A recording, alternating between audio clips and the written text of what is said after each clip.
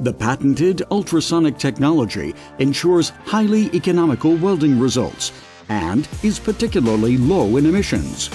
The sonotrode is specifically tailored to strapping requirements and oscillates at a frequency of 40 kHz during the welding process.